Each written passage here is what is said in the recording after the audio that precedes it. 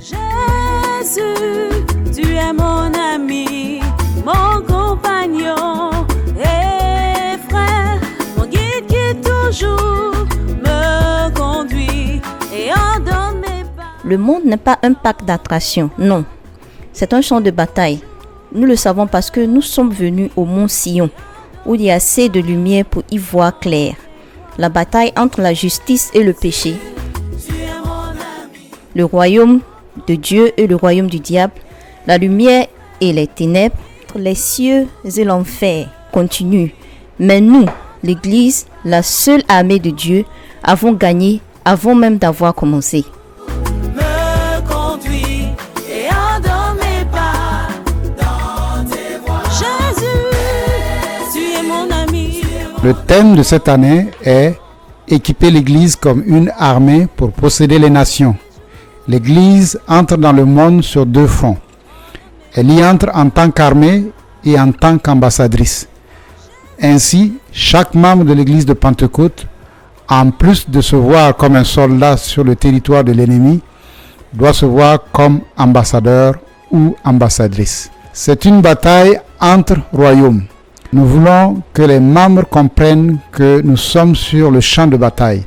Quiconque est engagé dans la chrétienté doit se considérer comme un soldat du Christ, car il a dit « Je bâtirai mon église et les portes de l'enfer ne prévaudront point contre elle ». Nous avons pénétré dans plusieurs autres nations que la pandémie et d'autres situations dans le monde nous empêchaient d'atteindre.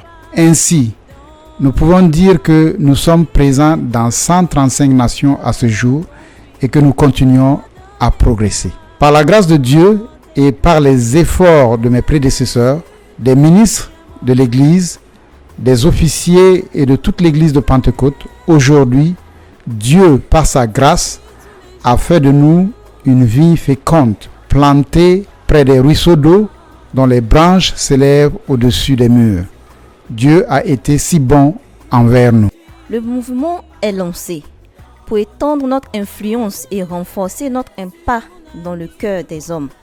L'Église de Pentecôte pénètre les cultures des nations et avec l'Évangile, elle pénètre dans toutes les sphères, les amenant à se soumettre aux valeurs, principes et styles de vie d'un royaume supérieur, le royaume de Dieu. La combinaison de styles de culte uniques et variés, adaptés à la culture, affirme la souveraineté de notre Dieu sur tous, car les royaumes du monde deviendront le royaume de notre Dieu et de son Christ. Il n'y a aucun continent qui ne témoigne pas de notre présence et de notre impact. L'Afrique,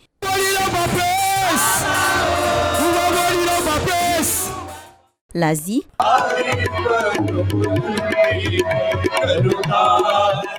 l'Europe,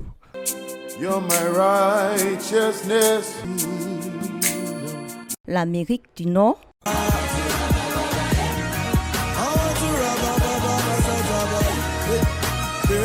l'Amérique du Sud, l'Australie ont tous été atteints. Nous sommes dans la phase de recentrage des missions de l'Église. C'est pourquoi des initiatives et des stratégies comme la construction d'églises homogènes dans les blocs régionaux et dans les nations ont été mises en place. Nous nous sommes également lancés dans des îles et des nations qui étaient très peu accessibles. Le Seigneur nous a donné accès à ces nations et à ces îles également. Je peux dire avec certitude que partout où se trouvent les Ghanéens, l'église de Pentecôte y a été établie. Il y a des années, le pasteur James Makion est arrivé au Ghana avec une seule âme, des pieds chaussés de l'évangile de paix. Dès l'époque apostolique, quand l'église a adopté le nom de l'église de Pentecôte, des officiers de l'église apostolique ont précédé le pasteur Makion et son équipe au Burkina Faso pour inciter les dirigeants de l'église à l'époque et leur dire qu'ils ont déserté Makion. Et donc ils sont venus les voir pour leur demander de ne plus suivre Makion, mais plutôt rester des apostoliques. Feu pasteur Pinoga Yanogo a fait un songe avant que les officiers ne viennent le rencontrer. Dans son songe, le Seigneur lui a révélé beaucoup de lions blancs, des panthères et d'autres animaux sauvages qui venaient dévorer les gens. Puis le pasteur Makion est apparu dans le songe. Le pasteur Makion lui a demandé de ne pas s'affoler, mais plutôt de prendre un tchalewote, ce sont des pantoufles ghanéennes, et puis de se tenir fermement à sa position. Ensuite, il lui a demandé de frapper tout animal qui s'approcherait de lui avec le tchalewote. Feu pasteur Yanogo a agi ainsi dans le songe et tous les animaux sont morts. Par la suite, il avait du mal à dormir toute cette nuit-là. Cette même semaine, les responsables de l'église au Burkina Faso l'ont informé qu'ils avaient reçu des nouvelles du Ghana et qu'ils devaient rompre les liens avec le pasteur Makion. Il leur a répondu en disant « S'il vous plaît, mes frères, Dieu ne nous a pas dit d'abandonner Makion. Voilà le songe que j'ai fait. Et je sais que Dieu veut que nous soyons toujours là pour recevoir ses conseils et ses directives à travers cet homme, afin que l'église soit préservée et que nous ayons du succès et de la victoire. » Le pasteur Yanogo s'est retiré de ce groupe et a commencé une nouvelle église avec son épouse et ses enfants dans leur petite maison. Petit à petit, les gens ont rejoint l'église et celle-ci a grandi avec le temps. C'est ainsi qu'est née l'église au Burkina Faso. La bataille a été gagnée avec des pantoufles, l'évangile des pieds chaussés de l'évangile de paix. Avec la même âme, nous prenons des territoires. Je crois que par la grâce de Dieu, nous continuons ce que le pasteur Makion a commencé. Chaque membre est un implanteur potentiel d'église et pas seulement pour être présent dans les nations, mais pour influencer la société de toutes les nations dans lesquelles nous nous trouvons. Si 4 millions d'entre nous comprennent le programme de posséder les nations, en suivant notre quête et nos priorités, même les cieux se réjouiront. Beaucoup d'âmes seront gagnées pour le Christ et les royaumes de ce monde deviendront certainement le royaume de notre Seigneur. Si Dieu a utilisé un homme disponible, le pasteur James Makion et son équipe pour faire autant, ô combien plus ne fera-t-il pas avec des millions de membres disponibles de l'église de Pentecôte comme agents et ambassadeurs répandus dans toutes les nations. Avec des millions de membres de l'église de Pentecôte dans le monde entier, nous devons être capables de conquérir le monde entier pour Christ. Notre défi est qu'à notre époque où nous avons la technologie et tout, l'espace médiatique, les réseaux sociaux, nous devons être capables de faire plus que ce que nos pères ont accompli. Nos frères et sœurs ghanéens adorent Dieu en esprit et en vérité dans le monde entier. Les indigènes de ces nations ont aussi l'opportunité dans la même église de Pentecôte d'adorer Dieu à travers leurs chants, leurs rythmes et les paroles tirées de leur culture et de leurs chansons afin de glorifier Dieu dans leur culte. Nous vous demandons de vous engager, de changer l'orientation de notre peuple. Nous devons savoir que nous ne pouvons pas simplement apporter notre culture au monde occidental pour que les gens viennent accepter le Christ. Nous devons varier notre démarche et faire en sorte de nous adapter à cette nouvelle culture afin que les gens puissent trouver notre évangile attrayant. Nous devons avoir des indigènes à l'esprit afin d'adopter la meilleure méthode qui puisse les attirer vers le Christ. Ils ont voyagé à la recherche de pâturages plus verts. Leur gagne-pain, mais l'agenda le plus important de Dieu les a rattrapés. Il a transformé leur voyage en ceux d'ambassadeurs et de missionnaires. L'église dans la ville d'Amsterdam est le fruit de la vision 2023. C'est une belle assemblée interculturelle qui a vu le jour en 2020. Ce n'est pas une assemblée ghanéenne typique dans un autre pays. C'est le fruit de l'obéissance d'une main-d'œuvre ghanéenne, une armée qui avait une stratégie. Ils ont bougé et Dieu nous a donné le territoire.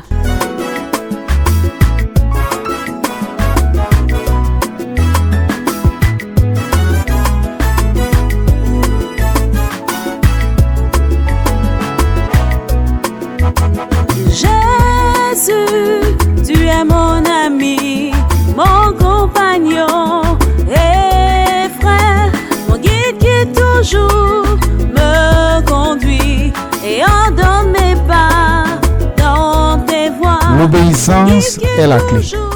Nous avons confiance en nos officiers Ils ne nous ont jamais déçus. L'obéissance de l'Église aux États-Unis, en mettant en œuvre les missions domestiques et urbaines, donne rapidement de grands résultats. L'Église de Pentecôte implante des assemblées indiennes aux États-Unis. Nous sommes maintenant à Carrollton. Nous voulons implanter des églises à Piano et dans d'autres lieux. Nous avons créé le Centre international d'adoration pour qu'ils puissent parler anglais et leur propre langue indienne. Il y aura une génération qui sera composée d'Indiens, de Ghanéens et d'autres nationaux qui se mélangeront parce que la langue sera commune. Je ne parle pas de 10 ans à venir, mais des 2 ou 3 prochaines années.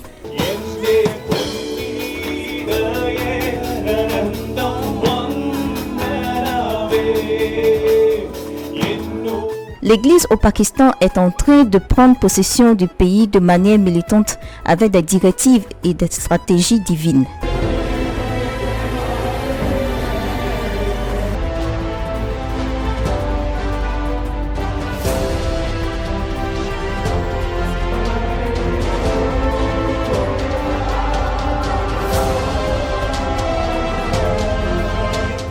L'Afrique est encore très fertile. Avec tant de besoins sur le territoire, il est plus facile de dispenser l'amour de Dieu en démontrant que le salut offert par Jésus est holistique. L'effectif des indigènes a dépassé celui des Ghanéens. Actuellement, notre effectif total est de 21 297 et le nombre de Ghanéens est de 4 307. Vous pouvez donc voir qu'il y a un grand écart entre les indigènes et les Ghanéens. En fait, au départ, comme les Ghanéens étaient les plus nombreux que les Libériens, principalement des pêcheurs, ceux-ci dirigeaient entièrement l'économie et l'épine dorsale financière de l'Église de Pentecôte du Libéria. Présentement, les Libériens contribuent grandement au développement financier de l'Église de Pentecôte au Libéria. L'Église au Burkina Faso compte 215 assemblées et 80 cellules. Pratiquement, nous célébrons nos cultes comme cela se fait normalement au Ghana. La seule différence est peut-être la musique. Nous avons plus de 60 dialectes au Burkina Faso. Donc cela varie d'un endroit à l'autre. De ce fait, vous allez constater que ce sont les chansons, la musique, les rythmes qui diffèrent du Ghana. Bien qu'il y ait d'autres chansons, comme les chansons thématiques que nous empruntons du Ghana et les traduisons dans notre langue. Les indigènes sont au nombre de 21 165 et il y a seulement 65 Ghanéens, puis il y a 195 autres nationaux, dont des Béninois, des Togolais, des Nigériens, etc.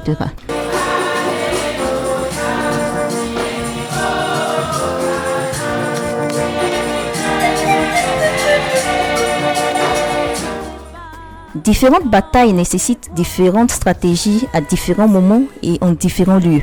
Nous fournissons parfois des soins de santé, parfois de l'éducation, des lieux de culte.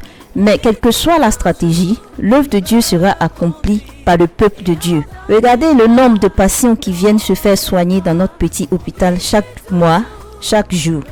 Le nombre de patients est assez élevé à cause du genre de médecins et de responsables médicaux que nous avons embauchés.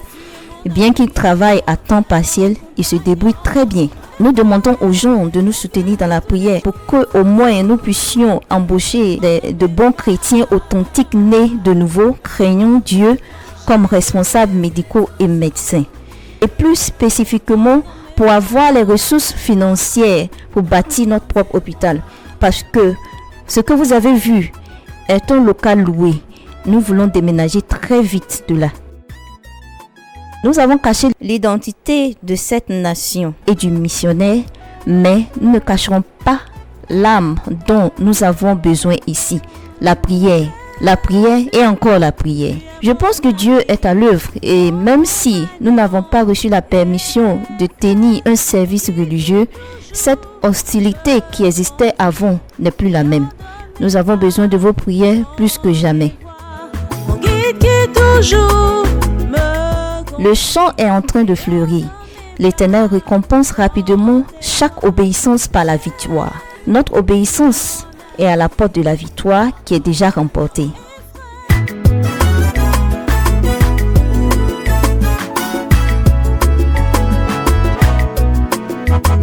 J'ai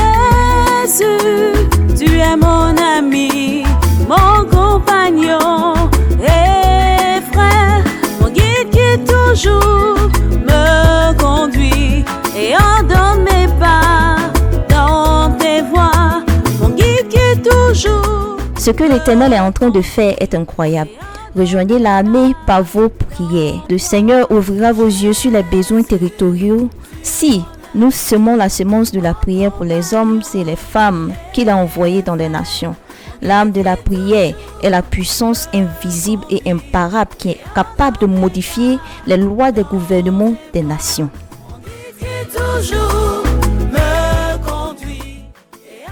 Vos prières matin, midi, soir et nuit contribueront également à encourager les missionnaires. Nous demandons à chacun de vous de nous soutenir dans vos prières. Contribuez avec vos ressources. Laissez-les mourir avec vos défis et regardez-les produire plusieurs grandes bénédictions. Sauver une âme coûte très cher. Regardez le grand nombre de jeunes et de personnes qui ne sont pas sauvées. Rien que cela doit nous mettre au défi de donner plus pour pouvoir soutenir nos pionniers et missionnaires afin qu'ils puissent défricher le terrain.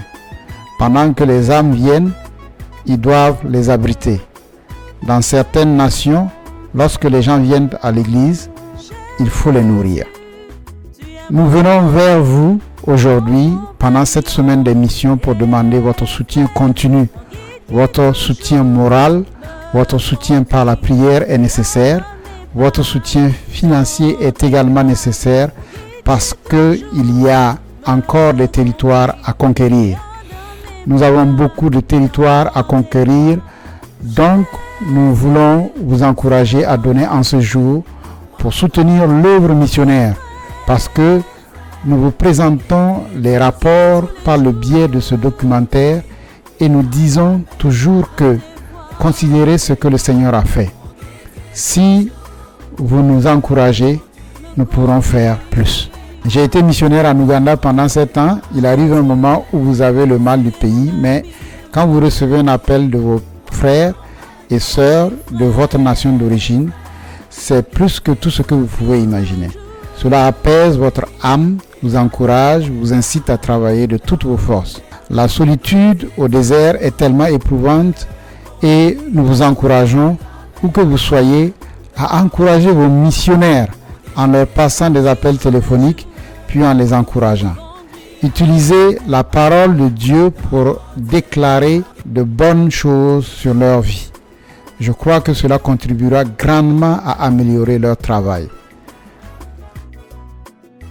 J'ai été missionnaire auparavant et on se sent bien isolé là-bas. Nous devons les appeler, leur envoyer des courriers, les contacter, les encourager et surtout prier pour eux. Et si vous connaissez un enfant de missionnaire dont les parents sont en mission, apportez-lui votre soutien. Partout où vous entendez ma voix, anciens principaux, présidents des comités de mission tant au niveau local qu'au niveau régional, nos presbytères locaux, anciens, diacres, diaconesses, membres de l'Église dans le monde entier, nous apprécions maintenant vos efforts par vos dons, prières et encouragements. Nous apprécions vraiment vos contributions à la mission de l'Église de Pentecôte et nous ne pouvons pas imaginer comment le Seigneur vous bénit afin que vous puissiez aussi bénir l'Église de Pentecôte. Nous apprécions vraiment vos efforts et nous voulons vous encourager. Ne vous fatiguez pas, ne vous lassez pas de faire le bien pour le royaume et les missions de l'Église de Pentecôte. Que le Seigneur continue de vous bénir et de vous garder et qu'il se souvienne de vos œuvres et de vos efforts qui ne seront jamais en vain. Semez une semence. Le Seigneur s'assurera que la semence que vous semez aujourd'hui dans les missions de l'Église de Pentecôte et dans son royaume germera et poussera à la gloire de son nom et vous aussi vous serez prospères. Que le Seigneur vous bénisse. Nous disons un grand merci à nos équipiers, à nos plus de 4000 ministres et épouses dans le monde entier. Vous travaillez très bien. Aux 200 000 officiers d'église environ, nous vous apprécions. Nous voulons dire à nos plus de 3,5 millions de membres que Dieu vous bénisse. Sans vos prières, votre soutien, vos mots d'encouragement et votre soutien financier, nous ne serions pas là où nous sommes aujourd'hui. Nous sommes une armée dont Le capitaine est le concepteur de la bataille. Nous avons lu son script et nous savons qui est censé vaincre à la fin. Nous vaincons. Alléluia, nous vaincons. Rejoignez-nous, faites partie de cette victoire. Donnez beaucoup cette année. Si vous avez oublié combien vous avez donné l'année dernière, je vais vous encourager à consulter vos registres. Vérifiez combien vous avez donné et faites tout pour doubler le montant et Dieu vous bénira certainement. Ce que vous allez donner aujourd'hui va nous permettre de nous rapprocher de vous. Vous n'avez aucune idée du nombre d'âmes que votre argent va permettre de gagner. Que Dieu vous bénisse pendant que vous donnez et s'il vous plaît, donnez généreusement. Que Dieu vous bénisse.